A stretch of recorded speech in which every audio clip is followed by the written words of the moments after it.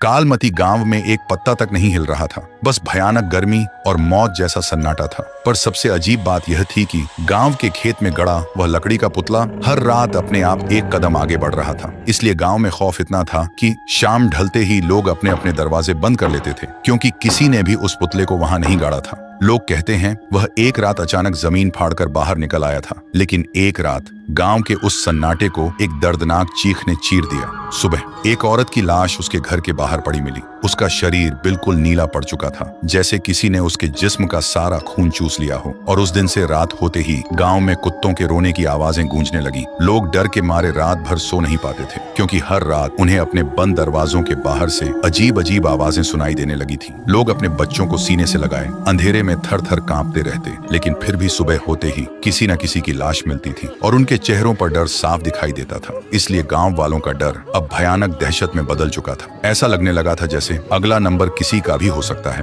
फिर एक दिन सब मिलकर सरपंच के पास आकर विनती करने लगे, ये सब कैसे रोका जाए। गांव वालों की दहशत देखकर सरपंच ने आखिरकार रात में एक तांत्रिक को बुलाया। तांत्रिक ने आते ही महसूस किया जैसे किसी ने वहां की हवा से जिंदगी ही निचोड़ ली हो। फिर वह अपनी आंखें बंद करता है और देखता है कि कुछ वक्त पहले चांदनी नाम की लड़की अपनी बीमार माँ के लिए रात के अंधेरे में दूसरे गांव से वैद्य को बुलाने जा रही थी। लेकिन कुछ दूर जाते ही उसके सामने सरपंच का बेटा आया और उसके साथ दरिंदगी की। फिर उसे मारकर खेत में फेंक दिया। उधर बेटी के इंतजार में बीमार माँ ने भी तड़प कर दम तोड़ दिया। लेकिन चांदनी की आत्मा बदले की आग में उस खेत में रखे उस पुतले में कैद हो गई थी और तब से वह पूरे गांव को मिटा देना चाहती है। यह नजारा देखकर तांत्रिक की रूह कांप उठी। फिर उसने गांव वालों के सामने सारा सच बता दिया। सच सुनते ही सरपंच का सिर शर्म के मारे झुक गया। अगली सुबह गांव वालों की भीड़ उस खेत के किनारे खड़ी थी। भीड़ के आगे सरपंच था और उसके पैरों में गिड़गिड़ाता हुआ उसका अपना बेटा। सरपंच की आंखों में आंसू थे, पर हाथ में एक कुल्हाड़ी थी।